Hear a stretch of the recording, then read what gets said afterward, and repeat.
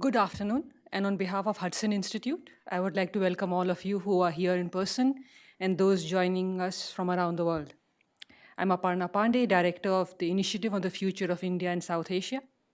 Hudson Institute is a research organization promoting American leadership and global engagement for a secure, free, and prosperous future.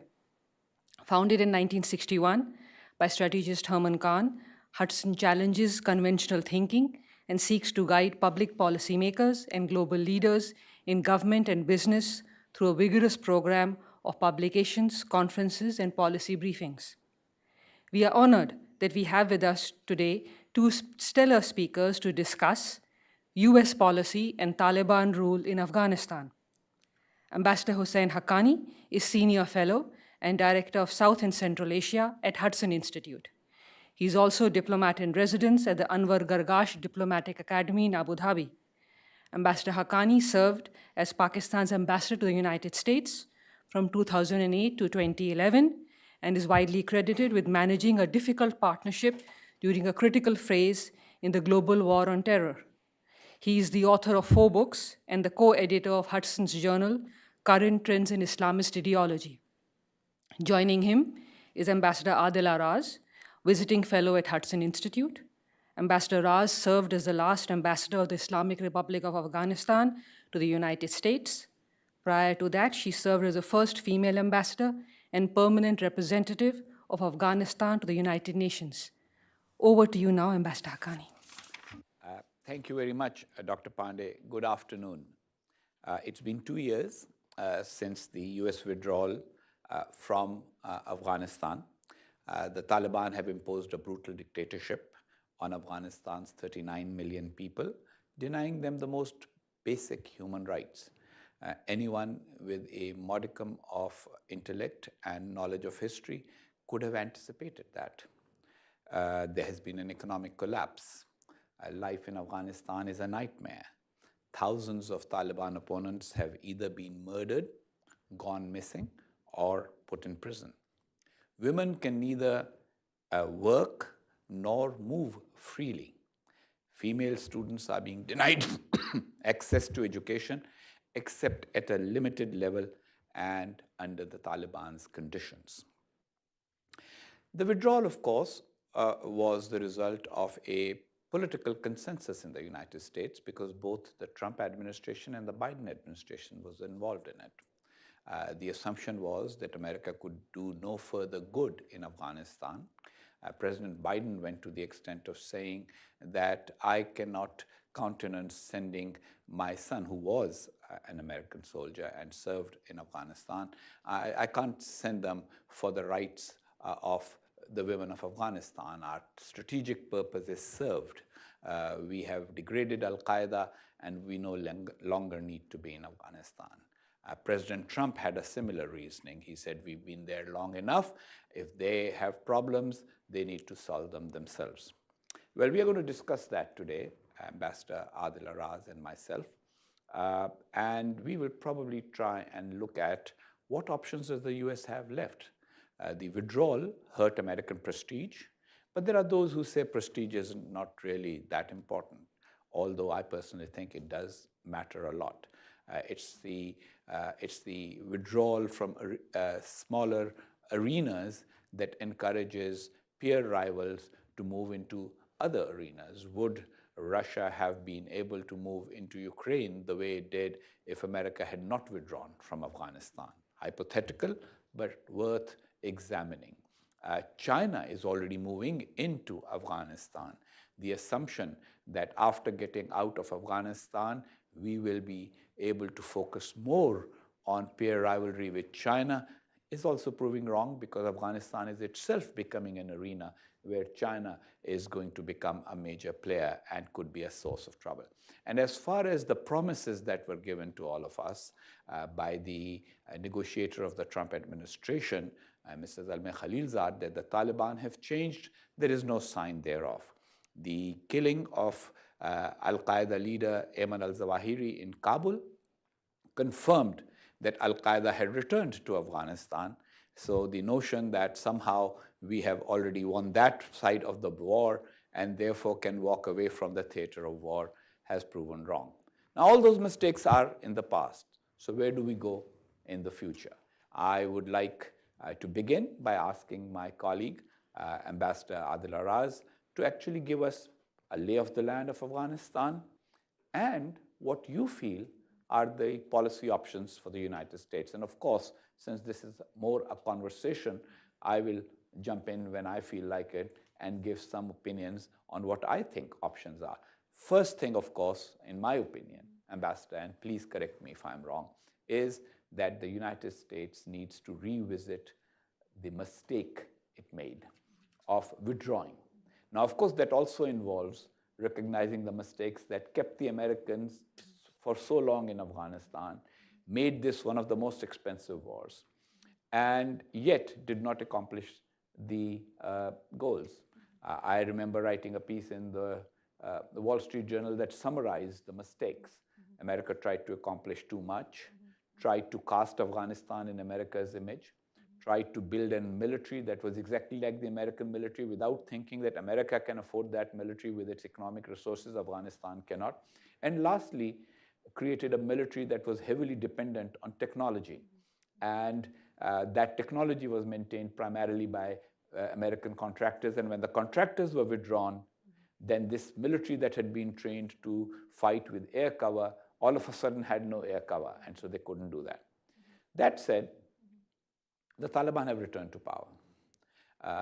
The last time they were in power in the 1990s, at least there was the Northern Alliance, which resisted them. They were based in the Panjshir Valley. They only had about 15% of Afghanistan's territory, but they had a base. And so after 9/11, the Americans could go to them and say, hey, we will empower you if you will help us get rid of the Taliban. There is no such resistance right now. There is pockets of resistance, but that's it. The notion that the Taliban will change, I'm one of those who has argued against it very consistently for the last 15 years. This is an ideological group. The assumption that they are just like another political party or a faction like in the rest of the world, and that they can be brought around to agree with new pragmatic goals has been actually contested by the Amir of the Taliban himself. He says that we did not do jihad to listen to others. We did it to listen to God. And then what God says, according to him, is what the Taliban are doing, which includes making sure women don't go to school, women don't travel around the country. What do you say to Americans who say, yes, this is all very bad, but this is not our strategic priority? Thank you, Ambassador Haqqani, for coordinating today's conversation. I think it's extremely timely. It's very important too, because we're truly at the juncture that it's a puzzle. It's a puzzle that we really have no idea how to handle the crises in Afghanistan. And you briefly touched upon what is happening right now in the country. Post August 15, about 2 years ago, when Taliban came into power, I think a lot of hopeful expectation existed, but there was a very pragmatic look that many Afghans had at the time. And we just knew who they are because of when they were in power for the first time. And now we see the prediction they're going exactly towards that direction. Starting with the rights of Afghan women, I think one of the opponents at the time against any conversation with Taliban at the time and acknowledging that they have changed were the women of Afghanistan. We just knew Taliban would never agree to women going to work, women being educated, women being just in the forefront of the society, because I think in any other society, when women come to the forefront, a lot of change happens, and they're completely against change. And right now, you rightly mentioned, women are banned from public spaces, from higher education, from work, and it's a country with about half of the population are women. And we're also seeing that they're going towards the radicalization of the society. I think there's a lot of conversation I hear here in the US and outside of Afghanistan is about how we open the schools back to women of Afghanistan, but there is less conversation of what is right now happening with the existing curriculum in the country, and where the youngsters, men, are going to school. There is a very gradual change in the curriculum and a very drastic radicalization, and what exactly it means to the youth in our part of the world. I think that's a big Ambassador Raz, concern. Afghanistan has a very young population. It does. So what It has happens with the 70%. children is very important. Exactly. 70% of the population is Nations under the age of 18. So that's the 30. age. 30 under the Under the age of 30, sorry. And so that's a very young population. It's a very young And then population. and what's the number? I think it's also a significant number that's below the age of 18. Yes, yes. And so that is the population that is Yes. going to school right now. So if you deprive women of access to schooling beyond grade 5, if you teach young boys a very radical ideology, you are actually producing the future soldiers for a future Al-Qaeda. Or any other group. Or any other terrorist group. Any other terrorist group. Any other terrorist group, and the region itself. I think coming to the very difficult question you raised, which was, what are the options? What we all hear recently, there is a lot of discussion on how, and policy options on the humanitarian situation in the ground, on the human rights condition in the ground. I think there has been debate on aid going, not going, how much aid should go. There has been also debate on how much more restrictions or sanctions needs to arrive on Taliban in terms of their decisions toward women of Afghanistan. But I think there is a very limited conversation on the strategic and the security debate. And I've been always saying this in public spaces like this when I arrived, that it's about 2 years. It is really the time that we need to raise the security element in the country. What Taliban truly means for the region, what Taliban really means for the rest of the world. And I think it's a different region, it's a different country, it's a different world that we all live. So, and also this larger question, how Taliban changes. I think we still have people around expecting that Taliban would, in a gradual sense, try to change. And then there is also true acknowledgement that within the Taliban there are elements who are against the girls' education. But when it comes to the bigger question, is it either the resistance, is it either the people of Afghanistan, is it really the elements within Taliban that will stand against Taliban and try to either revolt, or a gradual change happens, so we all watch and then we adjust our policies? I think it's a very difficult answer. First, the elements within Taliban, what they tell in private, not much in public, very limited in public, that they are against the decision of the Amir of girls' education.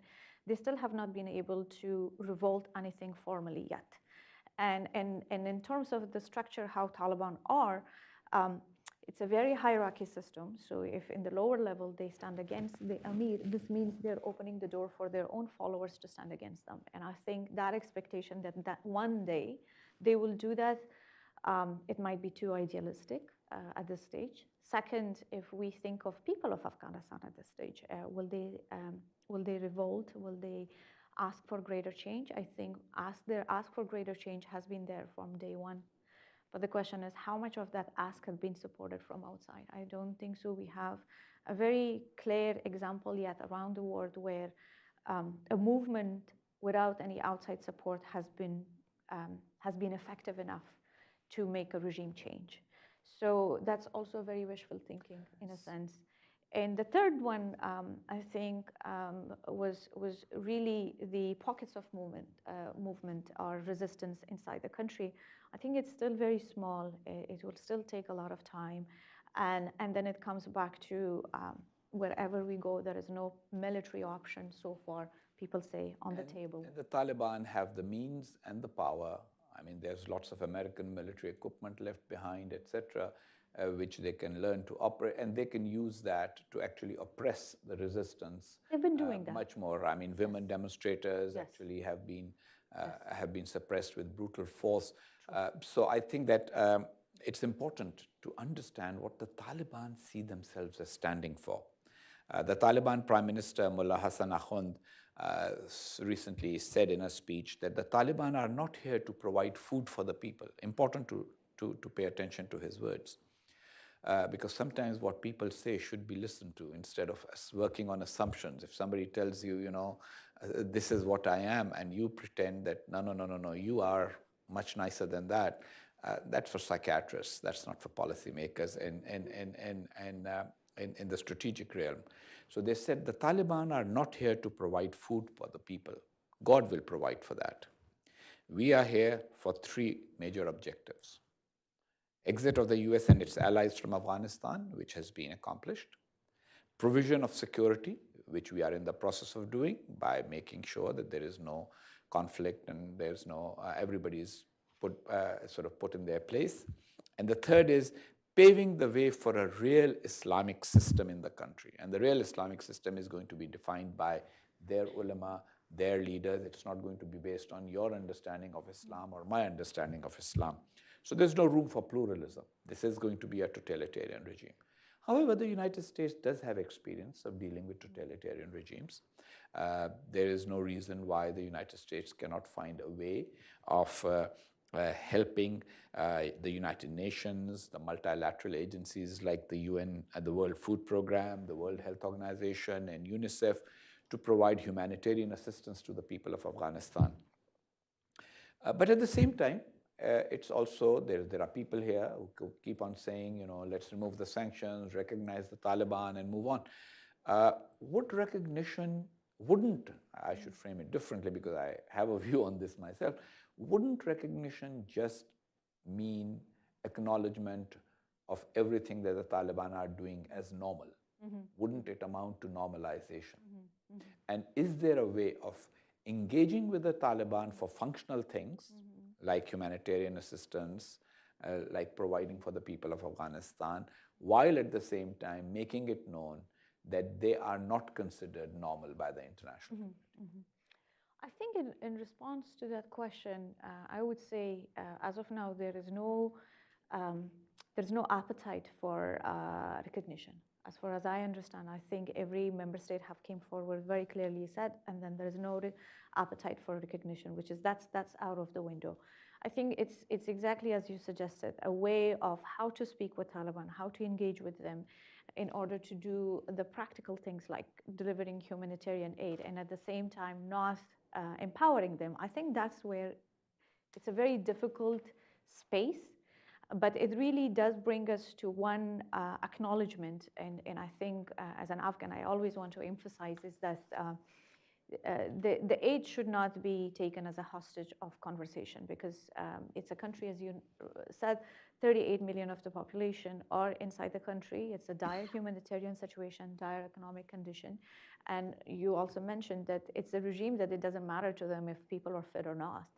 So if we think that aid would be a political pressuring tool towards them and saying we will not send aid because we want the country to be hungry so that you feel the pressure, I think that may not be a good tool, but it would be also extremely important. I think I always say that we must make sure when aid does go to Afghanistan, it doesn't go in the hands of Taliban. So we do not empower them, but we do reach to people who are in need. Where I think there are probably spaces and leverages that still exist, which recognition is an important tool that we should still use it as a bargaining chip or negotiation. Sanctions is another thing at the United Nations that could be used as a tool, and I think it's also the time sanction on individuals, because most of these Taliban smart sanctions, exactly.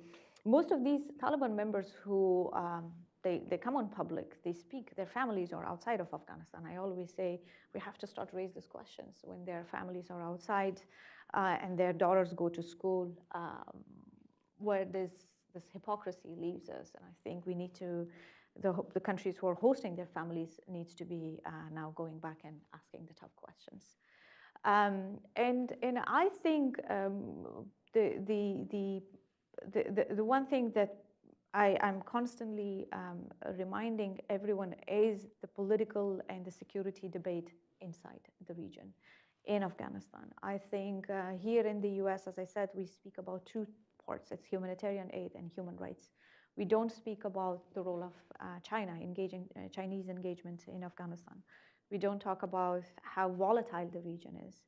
We don't talk about how Taliban today has taken this greatest role of being the righteous of Muslim Ummah. And I think this is really scary because there was a time in the 90s when they came into power, the Muslim world, the Gulf countries, the Muslim community, the OIC had the leverage to go ahead and speak with them. Now they make a different claim, and I think it's really heavy. We have to sit back and reflect. They take the claim of bringing the pure Sharia to the country, and not only to the country, exactly as Ambassador Haqqani, you said, they feel they're responsible to teach every other Muslim community. They want to be the model for the rest of the Muslim world, which basically would create a new cycle of radicalization. Yes. And somehow, Ambassador Raz, you lived through it. You were much younger than I am, but I remember that.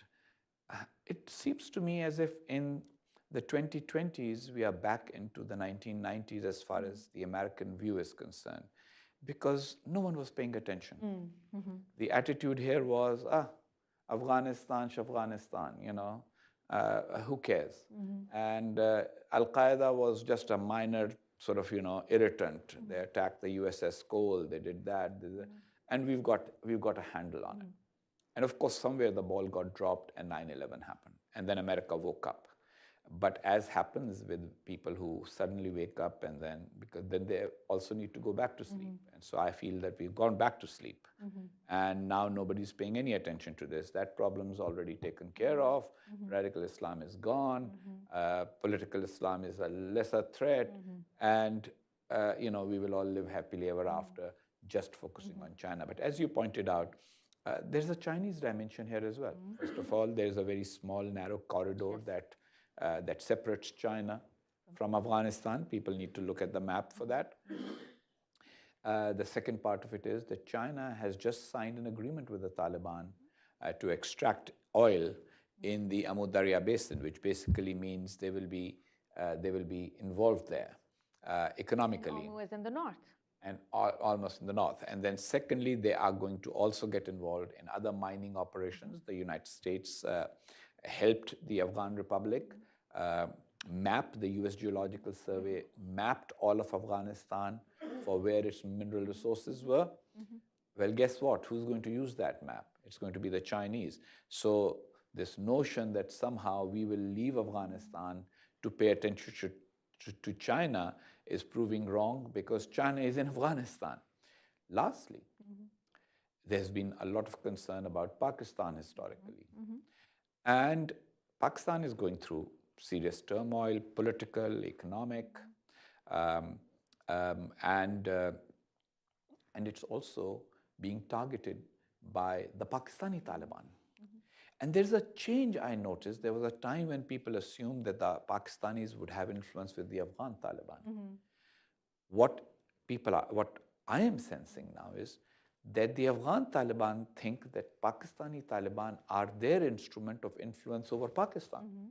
So instead of Pakistan having influence over the Afghan Taliban, you have reverse of it, which is the Afghan Taliban helping the Pakistan Taliban destabilize Pakistan. And that is certainly not in the American interest. I mean, I have been arguing that the United States cannot have this attitude of Afghanistan doesn't matter to us, Pakistan is less important to us. They have to pay attention to that region. And that attention is what is lacking right now. It's being left to the country desk officers at the State Department and the DoD. And that reminds me of the day before 9/11. I don't know how many people remember. The DoD didn't have an Afghanistan desk officer because the person had left. The CIA didn't have an Afghanistan desk officer because the person had been reassigned to something else. And there wasn't an Afghanistan desk officer at the State Department because he had had a bit of a feud with the Assistant Secretary and had resigned in a huff. And of course, 9/11 happened, and the day after, the first phone calls went to all these guys and said, come back to work, we need you. Why can't we think ahead, sitting here in the United States, and let us look at options? If the Taliban continue to put pressure on Pakistan, what can we do to help Pakistan not be under that severe pressure? What can we do to ensure that the Taliban do not become a source of destabilization of other Muslim countries? And lastly, the Taliban don't want a modern economy, quite obviously, but they do want an economy. So how do we manage so that the people of Afghanistan do not suffer, but the Taliban do not become more empowered? You and I are thinking about it. I don't have any clear answers yet, but I think you and I would have served our purpose in doing today's discussion if we make others think about it. What are the options? At least put it on the map. Exactly. And I think also following what you said, Ambassador Haqqani, in terms of the challenges in Afghanistan in the 90s and how we woke up one day to 9/11, and I think for all of us, we never want to see that again at all.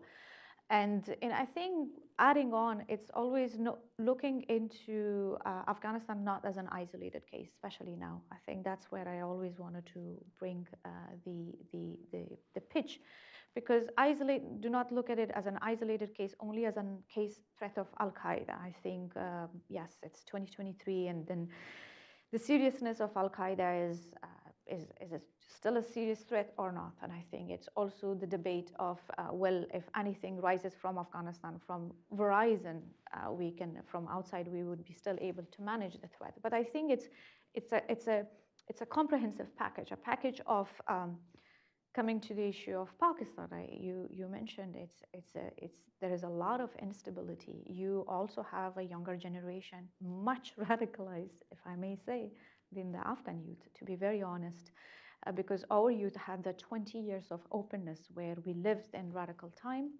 Taliban time, and then openness, and it's a genuine feeling, which one do you choose? And of course you choose more brightness, education, connectivity, and that's what you select. And I always say with the youth in Pakistan, it's always jihad was like this holy myth that they had not experienced it, but they had seen it outside of their country. And now they still don't know the pain of it, that what fight really means. So I think it's a bigger threat. And then Pakistan is a country with nuclear power, and what that means if something, God forbid, goes wrong. And then the Central Asia, I think that's another debate. Yeah, that's another area where there can be spillover. Tajikistan, I think Uzbekistan is a very, very volatile space. I mean, if anybody speaks with Uzbek diplomats, they will tell you they have a hard time. I mean, that's one reason there were always radical Islamist movements in Uzbekistan and Tajikistan that the Taliban had relations with. Exactly, and they're the immediate neighbor. And Iran. And Iran. Iran, of course, has been watching. I mean, Iran has always looked at Afghanistan as part of its Persian sphere of influence. They would definitely want to. They did play a role even in the 1990s. They, in a way, assisted the Americans immediately after 9/11, sort of in stabilizing Afghanistan. But now they have their own agenda. And so they will be playing. So let me just summarize, and then we'll open to questions from the audience. I think that there are a few things you and I agree on. First of all is that the notion that a few more concessions to the Taliban and negotiating with them is all that is needed is wrong. The second is that the Taliban have an ideological worldview, and we should be aware of that. And we should not think that that worldview is going to change easily. Thirdly, we have to think about the people of Afghanistan, and I think that humanitarian assistance needs to come to them, but it needs to come to them in a way in which it does not freeze the political status quo and does not empower the oppressors. Fourthly, the United States needs to get over this overly simplistic view that was popular under the Trump and became popular under the Biden administration as well, which is that Afghanistan is not strategically significant, and therefore America can just afford to walk away from it. The last time America walked away from Afghanistan resulted in 9/11. I think that something like that may not seem probable, but it is definitely... We emerge from some other parts of the world. Somewhere else. And the prospect of a failed state of 39 million people at the crossroads of South Asia, the Middle East, and Central Asia is not a good idea to begin with. And there should be definitely some concern about the spillover from Afghanistan into Central Asia and Pakistan. So our major policy recommendation of the day would be the United States needs to pay more attention to Afghanistan and Pakistan than it is doing at the moment, and at the same time go beyond just thinking about tinkering with sanctions. And I mean, we need a policy, a more nuanced policy than who can we take out to lunch, who can we bomb. And lastly, just because we overextended ourselves in Afghanistan, we got involved, the United States got too deeply involved, got too much into trying to reshape Afghanistan society, that mistake should not lead to the other extreme mistake, which is either we were going to try and make them exactly in our image, or we are going to have nothing to do with them. I think that is important. Exactly, and I think I'm just going to add on as a last point, which I've been hearing, and as an Afghan sometimes it's painful to hear when it says Afghans rejected democracy. I think I just want to come back that it's not that we don't even want to make Afghanistan look like the U.S. I think it's a simple thinking that people need to be empowered. So it was not we rejected the democracy; it was the type of democracy that was created probably was not the right model, but it's definitely a time of pause that we need to reflect. We need to find alternatives and moving forward. It's about 2 years, and we have to think of the 39 million people who are inside the country, and we should not look at it as an isolated case. And all with the rise of, I think there is a lot of debate with the rise of China. I think I always say, is it the rise of China or Chinese are filling the gap where Americans are not there? So I think that's also the rise of new hegemony could be because U.S. walked away from that authority in the region. Maybe that's also a way to look at it. Yeah, and I think that one of the other things that we have to guard against is this tendency to blame the Afghan Republic's final officials who were in power. I'm sure that there were a lot of mistakes by them, but instead of putting the blame on the Afghans for the debacle, I think responsibility should be taken for the big mistakes, the big picture mistakes. And the Cigar report, it's a collective mistake. The Special Inspector General for Afghanistan Reconstruction, their report actually points out that Americans built a military that was totally dependent on the Americans, and then the Americans walked away. So how is that military going to perform? You give me something that can only work with batteries that you have, and then you walk away with the batteries, and then you tell me, oh, you didn't make it work after I left? That's not fair. But also as a senior former Afghan official, I do take the responsibility. I wanted to bring this point in. I'm not saying, and I will never say this, that it was completely the failure of the rest.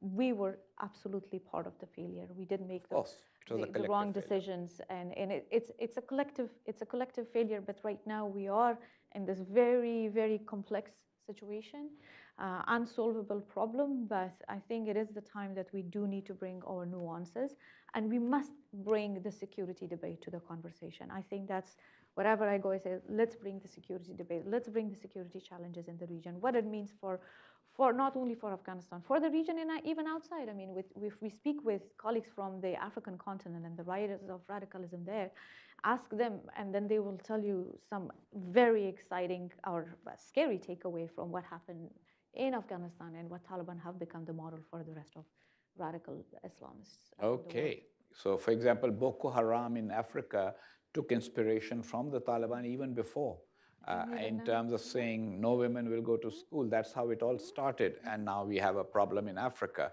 that has become much more significant than it was.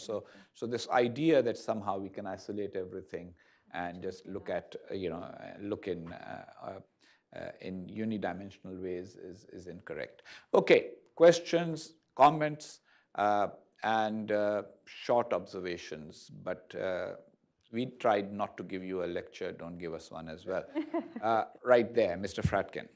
Introduce yourself and then answer, and then say what you have to.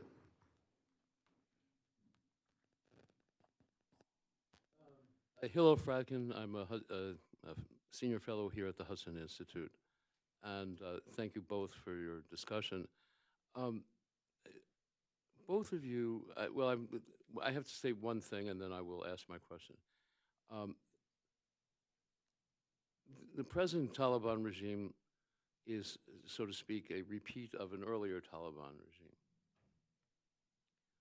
So there's a certain tendency to think that they are the same thing. Of course, one difference at least, is that their two terms of rule arose under different circumstances. The first, in the context of the Soviet occupation, this time through the American withdrawal. Both of you suggested there's a real difference in ambition this time around. That in the earlier case, they were satisfied ruling the country that they had somehow recovered from the Soviets, with our assistance then, of course, also. This time they're more ambitious, but in the sense of taking over the radical Islamic project. What's responsible for that, and what do you think they are really capable of doing with that ambition? So, shall I go first? Basically, three things. We must remember that they came to power in the 1990s as a result of a civil war between various Afghan factions that had together fought against the Soviets. And so they became the dominant group from within the Mujahideen. This time, they have taken power by defeating the United States, and that's the narrative. Second, now the narrative is, we defeated the Soviets, one superpower, we've defeated the Americans, second superpower, we represent God, who is the real superpower.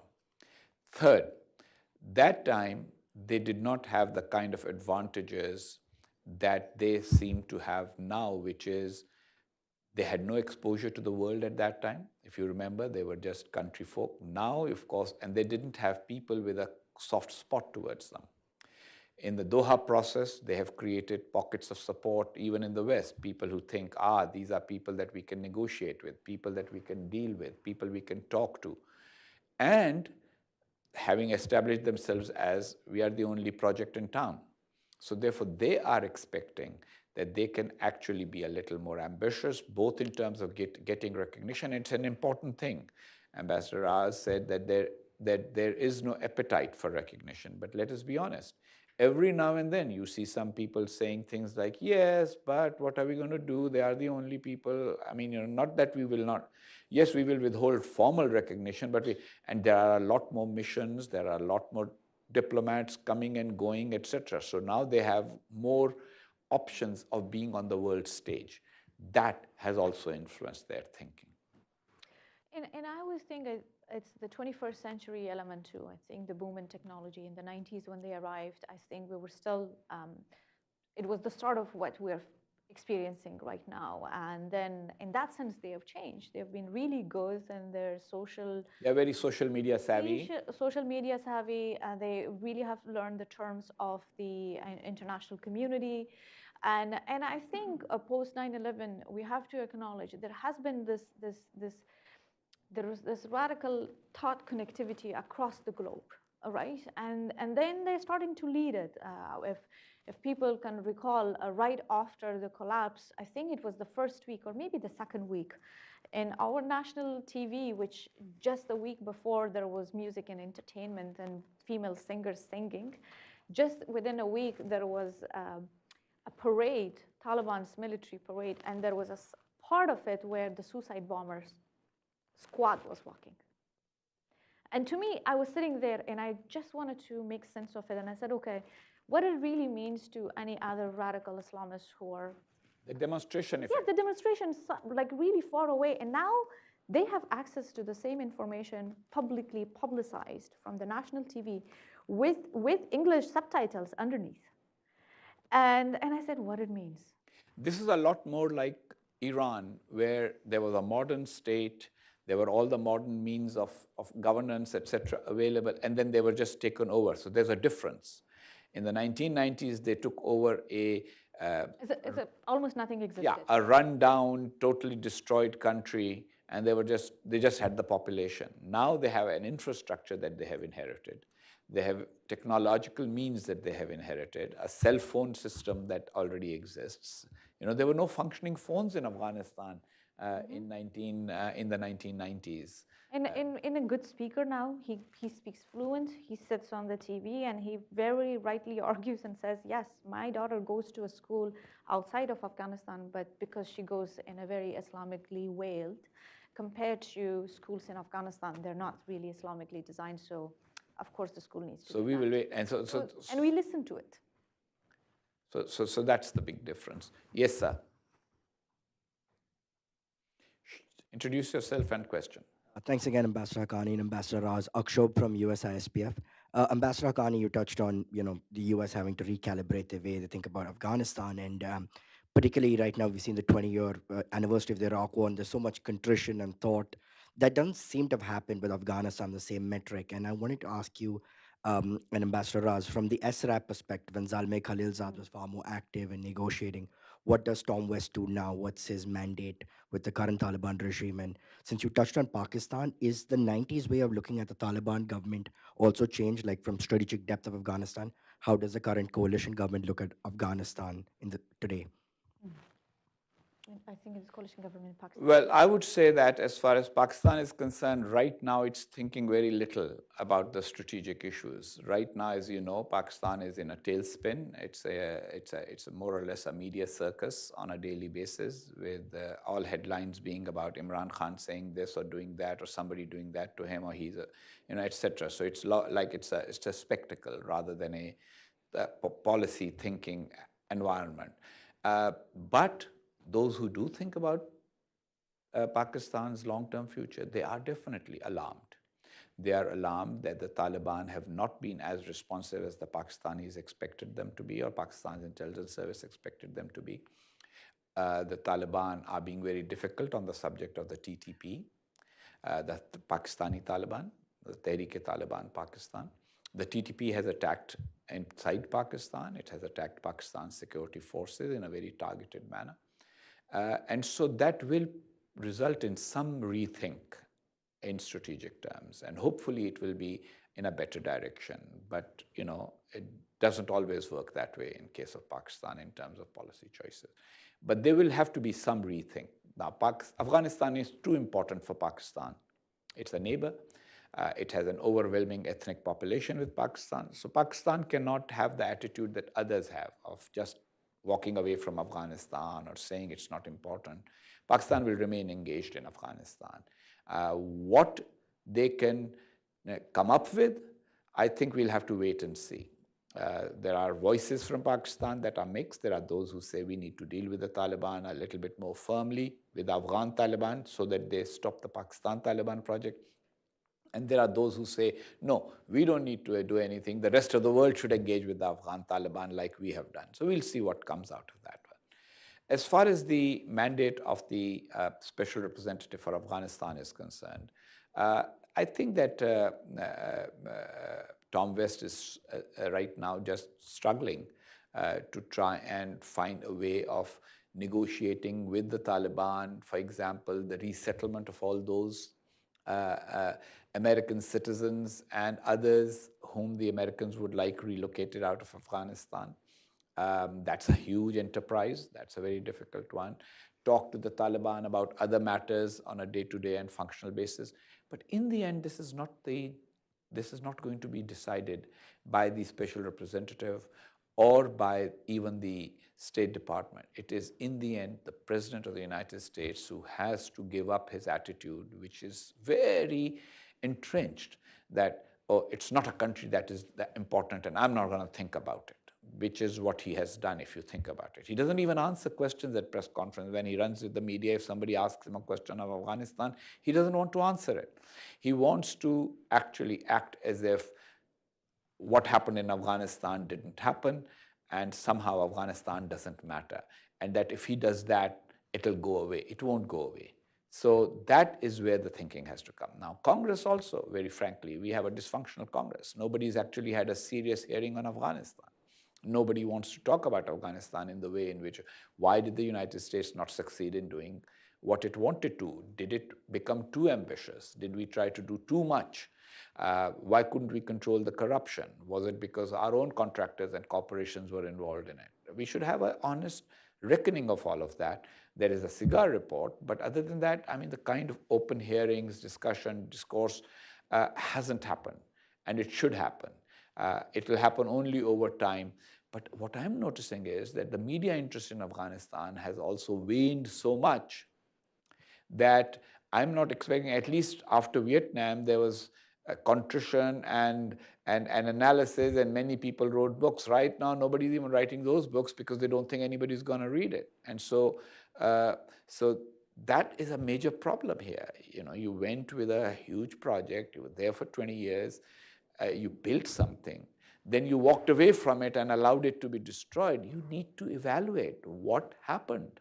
And that is just not happening, which is one of the reasons why we decided to have this event that, you know, for whatever it's worth, at least think about it. Was the original plan wrong? Was it wrong to go there and stay there?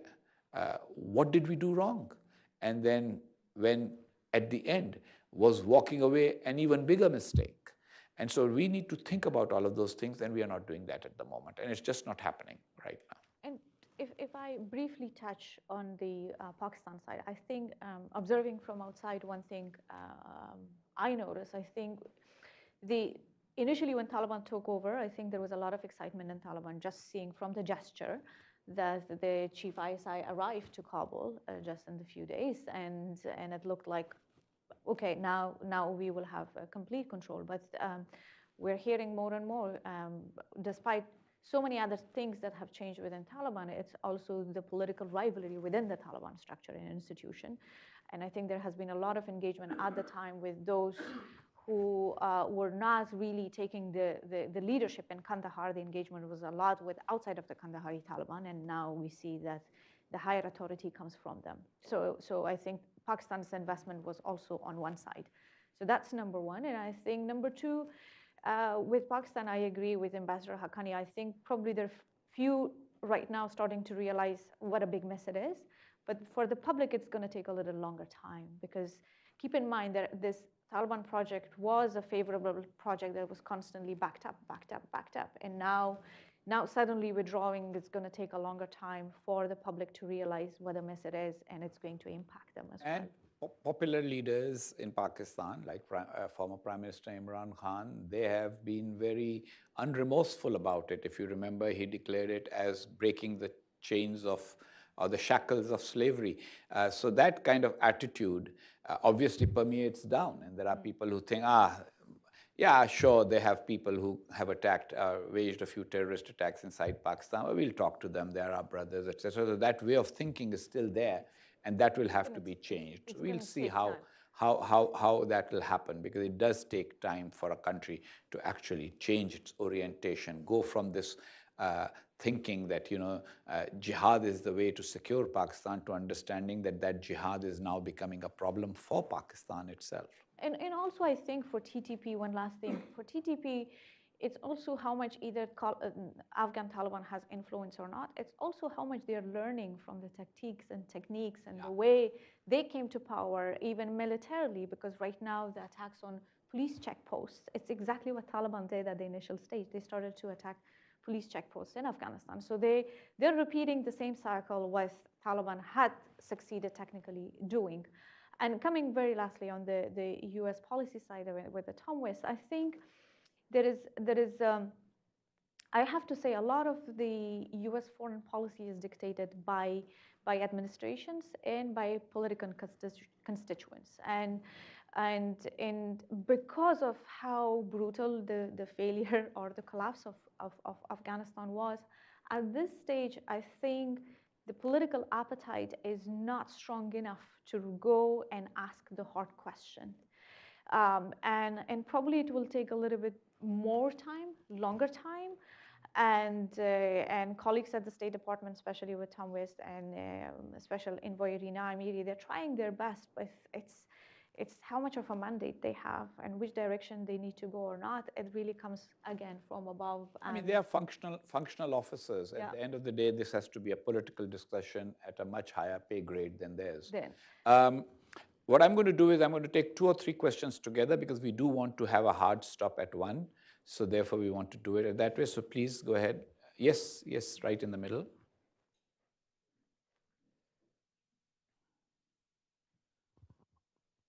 Thank you, Ambassador Haqqani and Ambassador Raz, for this insightful discussion. My name is Siddhant Kishore. I'm from the American University School of International Service.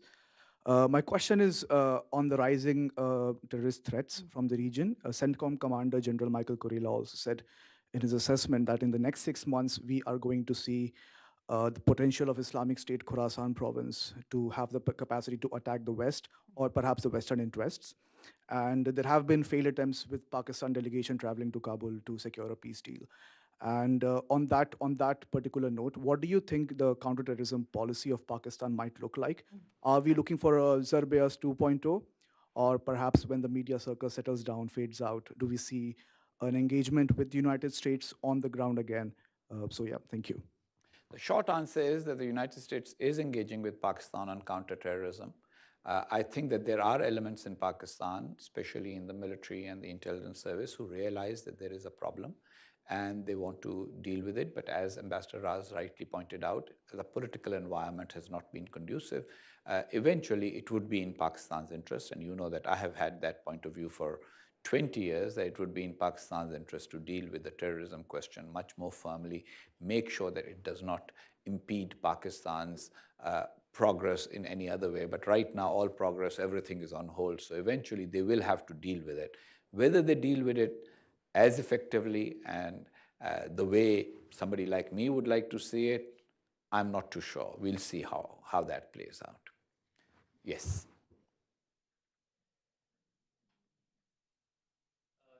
I'm Liam Cosgrove, a reporter with Epoch Times.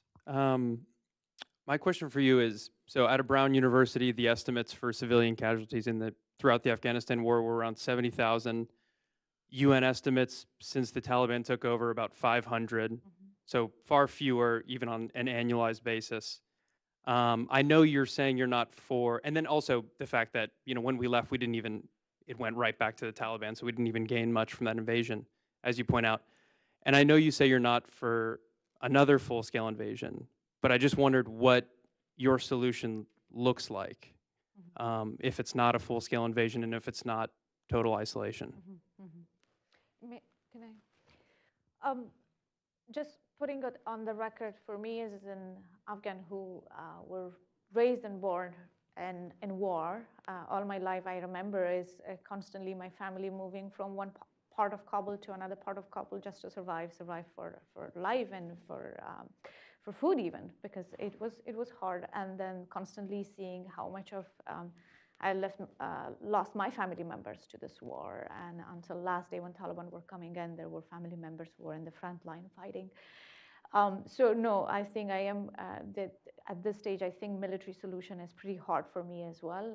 But I think political solutions, in a sense that we need to really pause. That's what I constantly say. We need to pause and we need to get out and really ask the difficult and the hard question. The question of how much change we are expecting. Are we expecting any change? What needs to be done? And it's a country that you have the strongest allies in the ground, and that's the people of Afghanistan. It's a country, as we said, 70% of the population are the younger generation. 50% of them are women. And these are the two strongest allies of exactly the values that we all like and respect: democracy, openness, prosperity, connectivity to the rest of the world. And we need to tap on them. I'm a stronger advocate that the civic space in Afghanistan needs to be constantly supported. We talk about humanitarian aid, and it's the question how we feed people. I also say how we feed people, and at the same time really make sure people are staying in sanity and not losing it to what is happening and what they are facing. And I think it's a larger question. It's a larger question of the stakeholders in the region needs to come. U.S. needs to get engaged as well with a stronger political will, and we have to think nuances. I'm also a strong believer that the UN needs to have more hands on the political debate. Right now, they only do the military, the humanitarian side. So they are planning to have a review of. They do. And that would be important. Japan and the United Arab Emirates advocated that, and so there's going to be a review by November. Let's see what they come up and with. then there is a meeting of special envoys as But- well. but- But there is a roadmap that needs to be designed. But to your question, may I simply say that I did use that phrase, and I repeat that because it's reflected partly in your question as well. America's options are not always just figuring out who to bomb and who to take out to lunch. So we bombed, and now we are over with the bombing. Now let's see, can we take out the Taliban to lunch and let them do what they want? There is much more that powerful nations can do with less powerful ones. And that's what we are talking about as far as solutions are concerned. Secondly, the suffering of a people is not just through war. There are other ways of, for example, famine. These numbers, how do we even know that 500 is the correct number? There's tens of thousands of people who are missing. Have they been killed? Have they been jailed? Do we know? The Afghan people are going to suffer for much longer in many more ways with the Taliban when they are there. And lastly, to think that, we went with a full-scale invasion, and therefore, first of all, we didn't go with a full-scale invasion. That's incorrect. That happened in Iraq, not in Afghanistan. In Afghanistan, the United States supported one side in the ongoing civil war. They supported the Northern Alliance, which then took over Afghanistan. The number of American troops was very small in the beginning. It was American politics and the things that go on in this city that caused the number of troops to be increased, the number of projects to be increased. The Afghans would have been very content with America supporting a government in Afghanistan that was not the Taliban. And we do support many governments around the world with assistance, etc. And would have, in the end, President Ghani, for all that he's blamed for, he did say that I have a plan whereby America can provide $6 billion and some technical expertise to my government, and we will hang on. And the Americans withdrew that technical expertise as well because they wanted to have a deal with the Taliban in Doha. And that deal had already been signed on assumptions that were totally false and wrong. So what I'm saying is, can we bring a little more nuance to the discussion than just going guns blazing or not even talking about it? Yes, sir. Ambassadors, I'm actually joining from Doha, where the talks are ongoing with the Taliban. You mentioned smart sanctions, and Ambassador Haqqani, you mentioned how the Taliban think that the food can be provided by God. They don't necessarily have a concern about that. So my question is, how effective do you think sanctions would be in a country that has that kind of ideology? And we've seen what sanctions have done to countries like North Korea currently, which is undergoing a food crisis. Thank you. Yes. Okay. Before you answer that, I'll take the last question from, the gentleman there in the white. So then we can finish both. Then I want to do that. Thank you very much. It is a good program. So the reason that I'm coming with a with a Introduce t-shirt. yourself, please. Yeah, this is Mir, just an Afghan. So I was thinking that maybe I'm gonna face with the Taliban. So remember, that's why I thought like how hot would be this program. So I'm the generation from the first regime of the Taliban. So I do remember what gone on that time and how hard, how devastating, how nasty, and how difficult was, especially for the women and for the ladies. So experiencing from that time back 20 years with the new generation, with the technology, everything, with the movements from a dark area to a little technology. So we need to bring, so we discussed that we are not going to go for another war. That's for sure, which I'm not in favor of that. So if we are going to talk with the Taliban or bring a common or mutual understanding between, so do you think, or what do you think, what are those common mutual understanding between the Taliban and the common people so that we can talk? I know like the flag, I know the anthem, I know the Islamic or the regime or the religion, which we are not like those are not the mutual understanding because of the translation. We get your question. What could be the basis for talks in future? Okay, and the earlier question as well, Ambassador Raz, you were answering. So I will take this question and then you can follow with that one. I think on the sanctions, I wanted to be clear that I personally am not in support of sanction the country. when I said either smart sanction or sanctions, it's the Taliban's leadership. There is a UN sanction system on them, which is still in place, and I think we need to think of, I'm coming back to their families and to the resources what they're using, not the people of Afghanistan. I agree sanctions were not effective in many countries, and it will not be effective in Afghanistan as well, because Taliban do not believe that they are responsible to provide food to people of Afghanistan. It's God. Also, Ambassador Raz, people in power know how to evade sanctions for themselves. You know, I mean, we saw that in Iraq. Saddam Hussein and his regime did all right. It was the poor of Iraqis who ended up bearing the brunt of the sanctions. So just on the clarity. But. And what is there that could be the basis of negotiations or talks with the Taliban, if at all? Look, I think we are in a really difficult place to even start with any base, because there was a potential base before fall of Kabul. I think there were few things that we still could negotiate. It was the rights of Afghan women in the constitution, the Afghan parliament. This was a very strong debatable argument that the parliament had to stay. The flag was definitely one of the important elements, the anthem. The political structure was supposed to change, but here we are, and we are in a really difficult place to even start where that base is. But what we are saying is that the question of only sending humanitarian aid and only discussing the rights of Afghan women probably will not be enough at this stage. I think we need to go a level deeper and also raise the security elements and the challenges. More fundamental issues. Yes, and I think a very larger and comprehensive look.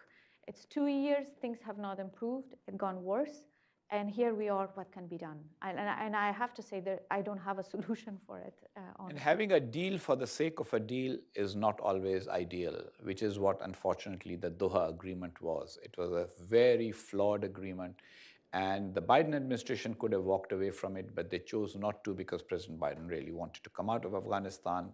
The political consensus here was to get out of Afghanistan without looking at alternatives. So if those alternatives had been discussed then, when America had leverage, then it would have been easier to fashion a deal. Now, let us just wait and see. But most important, our takeaway from this afternoon's discussion, the United States needs to get out of this current mold of not even discussing Afghanistan.